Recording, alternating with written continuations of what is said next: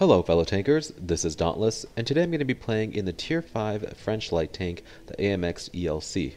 Now in patch 9.18, this vehicle was changed to have normal matchmaking, just like all the other light tanks in the game, and it received a fully functioning turret that rotates 360 degrees when you mount the smaller gun. Now previously I would run this thing with the 90mm just because of the pen and the alpha damage, and I would play it kind of like a passive tank destroyer slash scout, especially when I had very high matchmaking. This vehicle, just because it doesn't have hardly any hit points, when you get into those tier 8 games,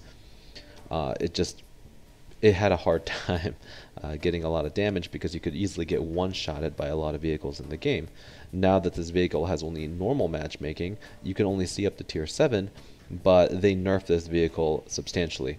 The gun and the turret, it adds a different aspect to the gameplay for this vehicle, but the mobility was just nerfed into the ground. I think this thing is only like a third as fast as it used to be, and it makes it just that much, it makes it very different to play than originally.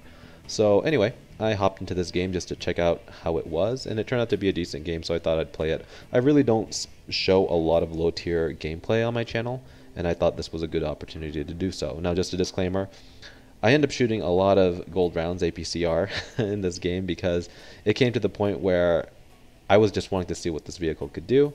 It was one of the first games I played with the small gun, and then the small gun also has very low pen, and I really wanted to win this game, and so I ended up firing a lot of it. So just a disclaimer there, please don't tear me to shreds down below if you can help it. Anyway, the match is on Widepark, which is a map I've really never showed before, and this is a tier 6 game, which is I guess decent now for the new matchmaker that this tank has. I can be top tier at tier 5, which is kind of weird for the ELC, but anyway, we're in a tier 6 game, and as you can see, it's fairly even. Both teams are not really spectacular by any means. The one thing I will point out is that they do have a decent player in a T150. T150 in this kind of matchmaker is very, very strong, very good armor, and they also have an OI experimental. That, alongside this KV1, it's kind of a scary combination because a lot of heavy tanks like to push up this way, and to counter that, what do we really have? We have the E2, the ARL-44, these vehicles, and we have the T1, but these vehicles don't really have the armor compared to their vehicles, and they also don't have the HP advantage. That being said, I have a feeling that this side is going to be needing more help than this side, so I choose to play this vehicle kind of like a passive tank destroyer in the beginning, as you will see. Anyway, we'll get this gameplay going here. So normally if I was an ELC on this match up, which would be extremely rare, I like to kind of sit in this bush right up here. Now this VK is kind of taking it, and I don't, the game just started. I don't want to be rude to this guy. I also don't want to get myself killed.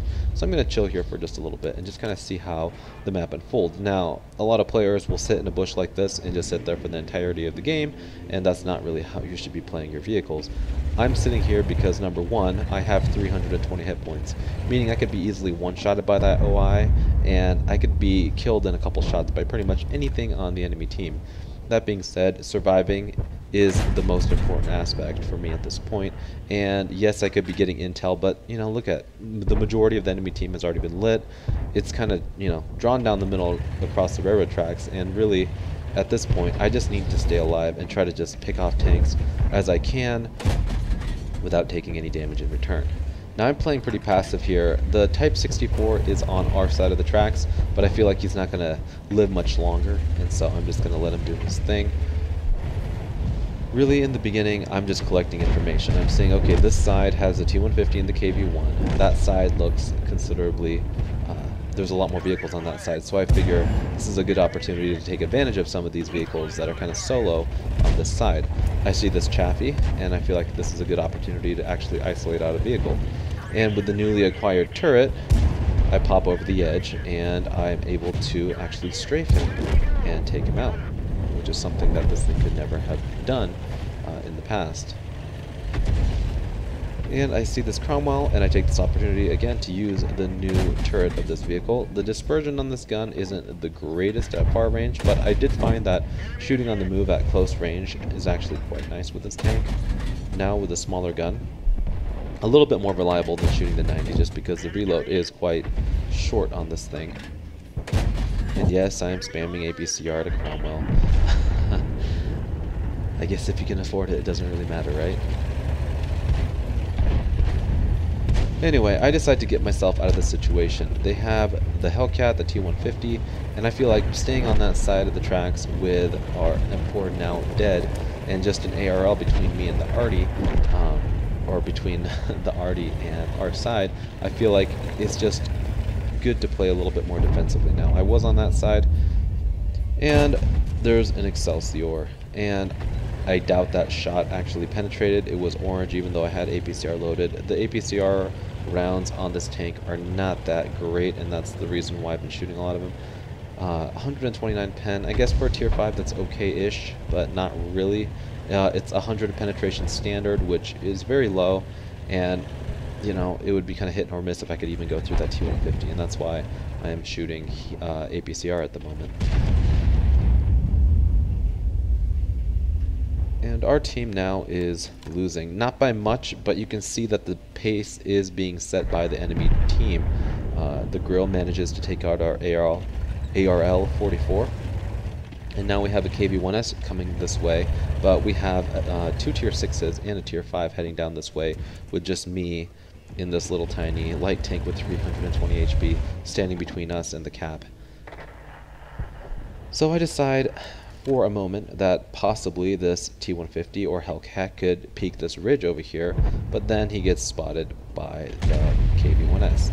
Now I have to aim carefully to make sure my shots go in, because with this tank and this low pen, the odds of it going in are very small. Now I am shooting APCR, aiming at the lower plate. I'm finally able to connect one, but with 110 alpha damage, I would still need to land 2 more shots, and it is really not worth it to take a hit from him. If he's shooting the top gun, he's going to shave off more than half my health, and I really don't want to deal with that right now. So I decide to swing around. The T-150 I thought was going to chase me, but he doesn't, and I don't want to get hit by this T-67, so I jump around this corner, and this SU-100 comes to my aid. Now, I was trying to pop out and help him, but he just kind of pinched me off, and so I'm going to just let him go ahead and just take the hit if he wants to. He's able to take out the T-150, which is good for me because I was having a real hard time penning that guy, and I decided it's a great opportunity to take out this T-67. Now, unfortunately, I peek around the corner, and the Hellcat and the KV-1S are both there, and I realize that I do not need to be in that situation. The turret rotation on this vehicle is not the greatest, and I'm not able to land my first shot very quickly because I had to make a sharp turn to the right to try to avoid being hit by that Hellcat. Now, judging by the fact that the KV-1 and the Hellcat are very good players, they're probably not going to expect me to flank around, and abusing this tank's good camouflage, I peek around this corner and hoping that the Hellcat's going to get lit. Now, he doesn't get lit for a little bit, so I decide to wait it out a little bit to see if he gets lit, and so far, nothing.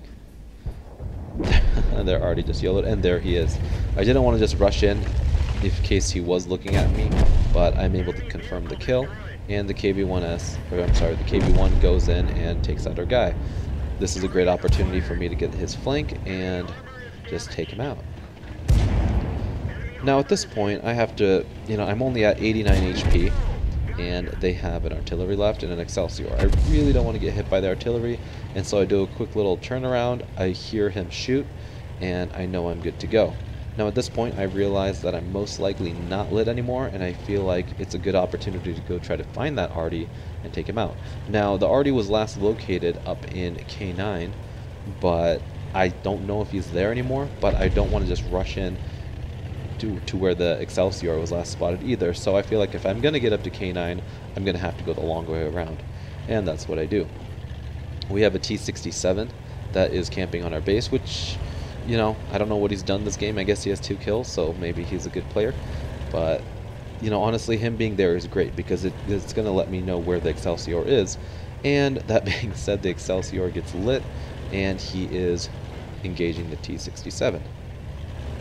Apparently, our T1 is informing the team that the T-67 is now AFK. I don't know if that's the case or not. But the Excelsior isn't the fastest tank, and you can see here that the ELC is actually quite slow now, only being able to top off around 55 kilometers an hour. But, in a small map like this, compared to an Excelsior, it is quote-unquote fast.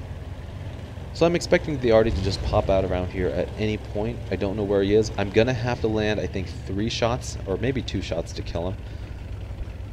And I try to camp up on this high ridge because I do have binoculars, and I feel like if this Excelsior decides to come back to base, I'll be able to spot him and at least get a couple shots in before he's able to spot me in return.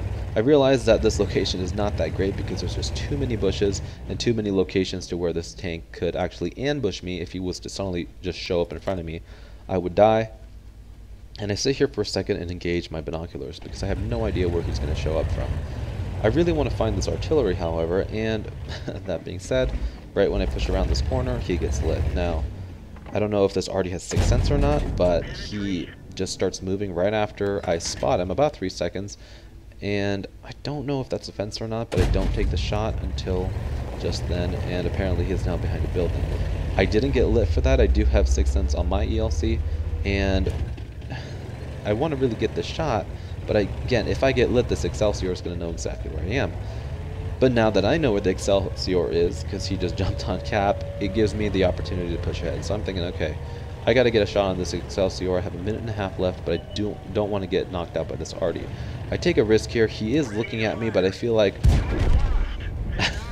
I guess I don't know what I was thinking. I just thought, screw it, I'm going to kill him, because to get around him, I didn't want to burn any more time. And so I took the hit.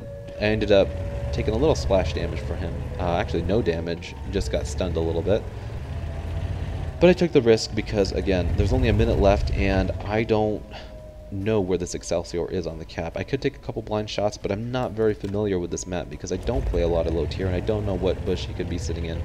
Not to mention, with the Excelsior's great frontal armor and my low penetration, I don't know if I'm going to have what it takes to go in. Now, it is a 1 versus 1, and I don't know how much life that Excelsior has left. I'm assuming he's still full life, because the last time I saw him, that's what he was at. And my team is cheering me on. They're telling me, got nothing left, nothing to lose, just go for it. Well, I do have this game to lose, and so I am going to play carefully. I activate my binoculars in 2 of the bushes, and then realize that I'm not spotting him because he's most likely behind that knoll right here. Behind this knoll. I feel like he's hiding, and my best chance is to catch him by surprise by approaching unlit, because 1 shot is all that it would take to take me out of the game. I approach from the upper side of the knoll. I'm able to light him. Apparently he doesn't light me until it's too late. And again, this tank's mobility is not awesome. But I am able to keep his gun from hitting me. Hindsight, I should have aimed more carefully and taken out his track, but right there, auto aim does the trick. I take out his track. And this Excelsior has 2 marks, so he's no slouch. But he just didn't play that. He played that a little too safely, I think, and unfortunately it cost him the game. And my team was very thrilled that I won, and it was a good feeling. Unfortunately, I didn't get Top Gun, but I was able to secure 1,700 damage in a Tier 5 tank, which I was pretty happy with. And all in all, you know, the old ELC, while it was great, I think the added turret and the lower matchmaking makes this a whole nother animal. And I think if I grow accustomed to its playstyle, I could really start to enjoy it. Anyway, guys, hopefully you liked this replay. If you did, I'd really appreciate it if you give it a like down below. And as always, guys, thanks for watching. And if you haven't already, subscribe to my channel for more content like this in the future. Anyway, thanks for watching again, and I'll talk to you guys later.